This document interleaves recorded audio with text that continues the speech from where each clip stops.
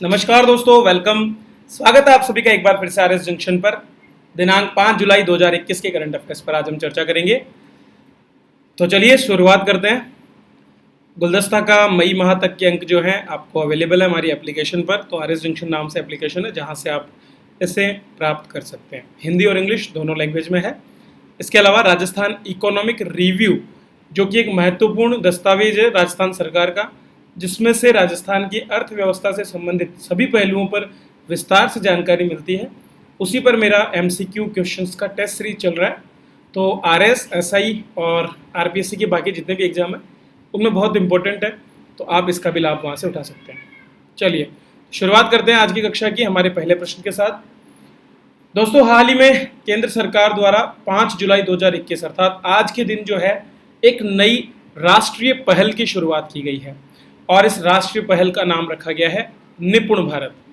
निपुण भारत ये एक पहल है जो बच्चों को, खास करके छोटी उम्र के बच्चे जो हैं, तीसरी कक्षा तक के जो बच्चे हैं, उनमें समझ और संख्याओं के साथ में मतलब जितने भी न्यूमेरिकल्स हैं उनको बहुत बेहतर तरीके से वे समझें। इस चीज़ को विकसित करने के लिए, इस चीज़ में प्रवीणता के लिए निपुण भारत नामक ये पहल शुरू की गई है। तो राष्ट्रीय शिक्षा नीति 2020 के अंतर्गत निपुण भारत को सम्मिलित किया गया है।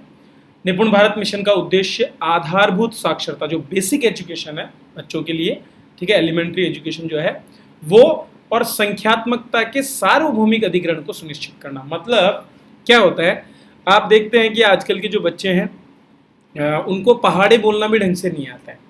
तो गणित की जो बेसिक छोटी छोटी चीज़ें हैं उनकी बेहतर समझ उनमें विकसित हो, ठीक है, ताकि देश का प्रत्येक बच्चा वर्ष 2026-27 तक अर्थात अब से 5 साल बाद तक ग्रेड 3 के अंत तक पढ़ने, लिखने और अंक गणित में ज़रूरत की चीज़ें सीखने की क्षमता प्राप्त कर सके। मतलब बच्चे की बचपन की पढ़ाई पूरी समय व्यतीत करना ही ना हो, बल्कि बच्चा जब अपनी तीसरी कक्षा तक की पढ़ाई पूरी करे तब तक वो अपने लिए एक बेहतर समझ विकसित कर सके, अंकों के बारे में जान सके, भाषाओं को थोड़ा बहुत समझ सके, उनको लिख सके और उनको पढ़ सके। क्या होगा इससे? बेसिक अगर बच्चे का मजबूत है तो आने वाले समय में बच्चा अपने एकेडमिक्स में और बेहतर कर पाएगा। राष्ट्रीय शिक्षा नीति के अंतर्गत ये किया गया है, तो राष्ट्रीय शिक्षा नीति पर बात कर लेते हैं। राष्ट्रीय शिक्षा नीति का शुभारंभ स्कूली शिक्षा और साक्षरता विभाग द्वारा 29 जुलाई 2020 को किया गया था। देखो, इसके बहुत से इंपॉर्टेंट टॉपिक्स हैं जिनको आपको याद कर लेना चाहिए, बहुत प्रश्न आएंगे। नई शिक्षा नीति के निर्माण के लिए जून 2017 में इसरो के पूर्व प्रमुख डॉक्टर के कस्तूरी रंगन की अध्यक्षता में एक समिति का गठन किया गया था और उसी की सिफारिश के बाद 1968 और 1986 के बाद स्वतंत्र भारत में तीसरी शिक्षा नीति के रूप में यह नीति लागू की गई है। इस नीति का सबसे महत्वपूर्ण काम जो किया गया है वो है वर्तमान का जो 10+2 शैक्षिक मॉडल है, इसके स्थान पर 5+3+3+4 प्रणाली के आधार पर विभाजन किया जाए। इस राष्ट्रीय शिक्षा नीति पर एक विस्तार से वीडियो मैंने बनाया है, इसका लिंक आपको यहाँ पर दिख रहा होगा। इस लिंक से आप जो है इस नीति का लाभ उठा सकते हैं। पूरा वीडियो आप देख सकते हैं, उसमें मैंने पूरी डिटेल दी है। चलिए आगे बढ़ते हैं। राजस्थान सरकार की पशुपालक सम्मान समारोह योजना एक बहुत ही महत्वपूर्ण योजना है जिसे दोबारा से शुरू किया गया है राजस्थान सरकार द्वारा, और जिसके लिए आवेदन अभी मांगे गए हैं। उसमें पशुपालकों को अधिकतम कितनी सम्मान राशि दी जाती है? तो एक पशुपालक को अधिकतम 50,000 की राशि जिला स्तर पर दी जा सकती है। चलिए इस पर बात करते हैं। हमारे पशुपालक जो हैं वे नवाचारों को अपनाएं और बेहतर उदाहरण बाकी किसानों के सामने प्रस्तुत करें, क्योंकि कृषि के साथ पशुपालन भी आजीविका का एक महत्वपूर्ण स्रोत है और राजस्थान दुग्ध उत्पादन में आज भी दूसरे स्थान पर है पूरे भारत में। तो इस चीज़ को देखते हुए प्रत्येक पंचायत समिति स्तर पर एक पंचायत समिति प्रत्येक पंचायत समिति स्तर पर एक, पंचायत समिति स्तर पर प्रथम स्थान पर है चयनित पशुपालकों में से जिला स्तर पर 2 और जिला स्तर पर चयनित समस्त पशुपालकों में से राज्य स्तर पर 2 पशुपालकों का चयन किया जाएगा।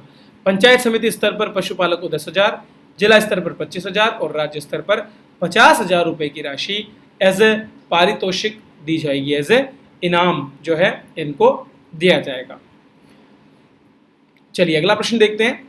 देश में हाल ही में एक इंटीग्रेटेड प्रोजेक्ट मॉनिटरिंग सॉफ्टवेयर बनाया गया है जो विभिन्न प्रकार के प्रोजेक्ट्स की रियल टाइम मॉनिटरिंग को पॉसिबल बनाता है और इसके माध्यम से सबसे पहले दिल्ली मेट्रो जो है इसके फेज़ 4 जो है उसका कार्य देखा जाएगा। इसके साथ ही पटना मेट्रो को भी जो है इसके अंतर्गत मॉनिटरिंग की जाएगी।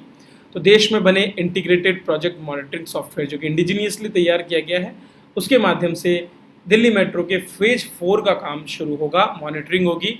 आईपीएमएस के माध्यम से प्रोजेक्ट प्लानिंग के सभी चरणों तथा ठीक निविदा के चरण से लेकर प्रत्येक कॉरिडोर के रेवेन्यू ऑपरेशन तक के चरण की मॉनिटरिंग की जाएगी, जिसमें बहुत से संबंधित मुद्दे जैसे कि भूमि लैंड की जो अवेलेबिलिटी है, वृक्षारोपण का काम और सेवाओं की शिफ्टिंग करना, डिज़ाइन के स्टेटस की मॉनिटरिंग करना, ये सब सम्मिलित है। इस प्रोजेक्ट की प्रगति जो इसका डैशबोर्ड होगा वहाँ पर 3D मॉडल्स में देखी जाती है कि हम कहाँ तक पहुँचे हैं। अगला प्रश्न देखते हैं। इन्वेस्ट इंडिया जो कि देश भर में निवेश के लिए सकारात्मक माहौल बनाने के लिए और लोगों तक भारत की अच्छी छवि को पहुँचाने के लिए जानी जाती है, उसको हाल ही में most innovative investment in promotion agency 2021 का पुरस्कार अंतर्राष्ट्रीय स्तर पर दिया गया है। तो अगर मैं आप सभी से इन्वेस्ट इंडिया के बारे में बात करूं तो इन्वेस्ट इंडिया जो है एक महत्वपूर्ण संस्थान है, एक महत्वपूर्ण एजेंसी है जिसका काम है देश भर में सकारात्मक निवेश का माहौल बनाना। इसकी स्थापना 2009 में की गई थी और ये जो पुरस्कार है ये OCO ग्लोबल नामक एक कंपनी है जिसके द्वारा दिया गया है।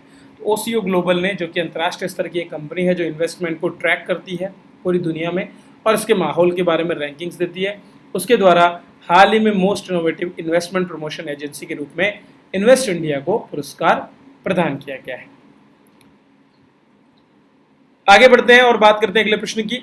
मानव तस्करी रिपोर्ट 2021 के अनुसार भारत को किस श्रेणी के देशों में रखा गया है? तो दोस्तों कुल 3 कैटेगरी यहाँ पर मानव तस्करी रिपोर्ट में अलग अलग देशों की बांटी गई है, जिसमें से भारत को दूसरे स्थान पर रखा गया है। टियर 2 देश के रूप में हमें माना गया है। अमेरिकी के विदेश विभाग जो है, फॉरेन डिपार्टमेंट जो है, उसके द्वारा ये रिपोर्ट जारी की गई है और इसमें ये कहा गया है कि कोविड-19 जो पैंडेमिक है इसके दौरान मानव तस्करी के प्रति संवेदनशीलता में वृद्धि हुई है और मौजूदा तस्करी रोधी प्रयासों में बाधा उत्पन्न हुई है। तो दोस्तों बड़ी मात्रा में ये एक समस्या के रूप में सामने उभरा है, क्योंकि जो एजेंसियां हैं जो कि इस कार्य में लगी हुई है वे कहीं ना कहीं बाधित हो रही हैं अपनी गतिविधियों को अंजाम देने में। भारत की बात करें तो भारत तस्करी को खत्म करने के लिए अभी तक न्यूनतम मानकों को पूरा नहीं कर पाया है, जबकि इसे खत्म करने के लिए सरकार लगातार आवश्यक प्रयास करती रही है। इसके साथ ही हम अगर बंधुआ मजदूरी की बात करें तो आज भी देश के कई लोगों को बंधुआ मजदूरी करनी पड़ रही है, क्योंकि वे बड़े कर्जों के बोझ में दबे हुए हैं। अगर हम विभिन्न देशों की बात करें तो 3 लेवल पर है। टियर 1 उन देशों को कहा गया है जिनकी सरकारें पूरी तरह से तस्करी पीड़ित संरक्षण अधिनियम अर्थात ट्रैफिक विक्टिम प्रोटेक्शन एक्ट जो है उसके न्यूनतम मानकों का पालन करती है। संयुक्त राज्य अमेरिका, ब्रिटेन, ऑस्ट्रेलिया, बहरीन और दक्षिण कोरिया इसमें सम्मिलित है। टियर 2 में वे सरकारें हैं जो पीड़ित संरक्षण अधिनियम के न्यूनतम मानकों का पालन नहीं करती, लेकिन प्रयास जरूर कर रही है। तो भारत की अगर मैं बात करूं तो भारत में हाल ही में एक ड्राफ्ट विधेयक जो है वो दिया गया है, जिसके अंदर लोगों की तस्करी के बारे में बात की गई है। तो एक कंप्लीट ड्राफ्ट विधेयक जो जब भी अगर वो कानून बनेगा तो हम उस पर चर्चा करेंगे। तो उसके माध्यम से ये प्रयास किया जा रहा है कि देश में भी तस्करी को अवैध बनाते हुए और इसको रोकने के पूरे उपाय किए जाएं, क्योंकि मजदूरी, जबरन काम और वेश्यावृत्ति जैसे मामलों के लिए कई महिलाओं और पुरुषों की तस्करी लगातार होती है। चीन की बात करें तो चीन का हाल भी इस मामले में बुरा है, जहां पर उइगर और अन्य समुदाय के लोग जो हैं उनसे बलात् श्रम करवाया जाता है, उनकी तस्करी की जाती है। तो भारत को टियर 2 श्रेणी में रखा गया है। टियर 3 श्रेणी में वे देश हैं जहां पर सरकारें न्यूनतम मानकों का पूरी तरह पालन नहीं करती और इसके लिए कोई प्रयास भी नहीं करती, जैसे कि अफगानिस्तान, म्यांमार, चीन, क्यूबा, इरिट्रिया, उत्तर कोरिया, ईरान, रूस, दक्षिण सूडान, सीरिया और तुर्कमेनिस्तान। तो ये हो गई तस्करी रिपोर्ट 2021 के बारे में संक्षिप्त चर्चा। आगे बढ़ते हैं और बात करते हैं प्रकृति के बारे में। हाल ही में एक महाद्वीप जो है वहाँ पर हीट डोम के परिणाम स्वरूप तापमान में वृद्धि और गर्मी का प्रभाव देखा गया है। दोस्तों ये घटना उत्तरी अमेरिका के खासकर कनाडा वाले क्षेत्र में देखी गई। तो आइए जानते हैं इसके पीछे क्या कारण है। दरअसल प्रशांत नॉर्थ वेस्ट और कनाडा के कुछ हिस्सों में पिछले कुछ दिनों में तापमान 47 डिग्री के आसपास दर्ज किया गया, जिससे ऐतिहासिक गर्मी की लहर पैदा हुई और इसे हीट डोम नामक एक घटना का परिणाम माना जा रहा है। हीट डोम बादलों को बनने से भी रोकता है और सूर्य के अधिक विकिरण को धरती तक पहुंचाता है। ये घटना तब शुरू होती है जब समुद्र के तापमान में प्रबल परिवर्तन होता है संवहन के कारण। संवहन क्या है? कन्वेक्शन। कन्वेक्शन में क्या होता है? एक कण दूसरे कण को जो है ऊर्जा ट्रांसफर करता है। संवहन के कारण समुद्र के सतह की गर्म हवा ऊपर उठती है और जैसे जैसे ये प्रचलित हवाएं गर्म हवा को पूर्व दिशा की ओर लेकर जाती हैं, वैसे वैसे जो जेट स्ट्रीम की उत्तरी शिफ्ट हवा है वो उसको मोड़ देती है और जहाँ ये समाप्त हो जाती है उसके बाद गर्म लहरों का जन्म होता है। इसको आप एक चित्र के माध्यम से समझ सकते हैं। पहले हम जेट स्ट्रीम को समझ लेते हैं कि जेट स्ट्रीम क्या है। दरअसल जेट स्ट्रीम दोस्तों हमारी जो पृथ्वी की सतह है उससे कई किलोमीटर ऊपर जो है एक चलने वाली हवा है। शोभ मंडल जो क्षेत्र है उसकी ऊपरी सतह जो है, उसकी जो ऊपरी परत है, वहाँ पर ऊपरी सीमा पर जो है दो तरह की हवाएं चलती है जो पश्चिम दिशा से पूर्व की ओर चलती हैं। ये शांत हवाओं का क्षेत्र है जिसमें हवा एक ही दिशा में चलती है और इनको हम दो जगह पर देखते हैं। एक सब ट्रॉपिकल एरिया में जो कि हमारी इक्वेटर से लगभग 23 डिग्री उत्तरी अक्षांश की ओर होती है, जबकि दूसरी को हम बोलते हैं पोलर जेट स्ट्रीम जो कि हमारे 66 डिग्री अक्षांश के ऊपर की ओर चलती है। ये दो जेट स्ट्रीम्स चलती है पश्चिम से पूर्व की ओर। इसमें हवा बहती है और इसका प्रयोग विमान भी कई बार करते हैं।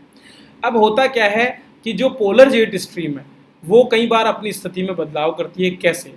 जब गर्मियाँ पड़ती है तो ये जो जेट स्ट्रीम है, देखिए जहाँ पर जल है, जहाँ पर पानी होता है वहाँ पर तो ये थोड़ा नीचे की ओर रहती है, लेकिन जहाँ पर स्थल क्षेत्र आ जाता है जैसे कि कनाडा वाला जो एरिया हो गया, ये उत्तरी अमेरिका महाद्वीप हो गया, तो यहाँ पर चूँकि यहाँ पर धरती गर्म होती है तो इसकी वजह से जेट स्ट्रीम जो है समर में ऊपर की ओर शिफ्ट होती है, थोड़ा सा ऊपर की ओर ये शिफ्ट हो जाती है।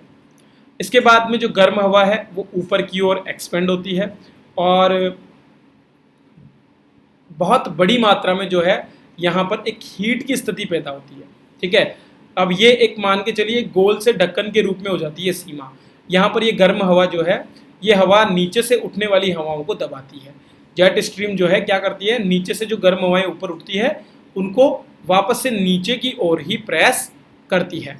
तो हाई प्रेशर रहता है जेट स्ट्रीम का और चूंकि ये सर्कल रूप में बहती है क्योंकि जो लैंड एरिया है उसके हिसाब से ये घूमती है, तो यहाँ पर जो कनाडा की सीमा है उसके ऊपर ऊपर की ओर पूरे क्षेत्र में इस जेट स्ट्रीम का प्रवाह रहता है।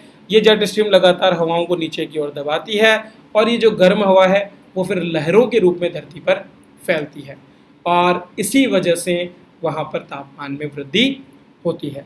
इसे हीट डोम कहा जाता है क्योंकि एक डोम की तरह गोलाकार में इस क्षेत्र पर फैल जाती है। एक ढक्कन जैसे होता है किसी बर्तन पर रखा हुआ, उसकी तरह ये होती है जो कि गर्मी को बाहर नहीं निकलने देती और इसका प्रभाव वहाँ के निवासियों और जीव जंतुओं और पौधों पर पड़ता है।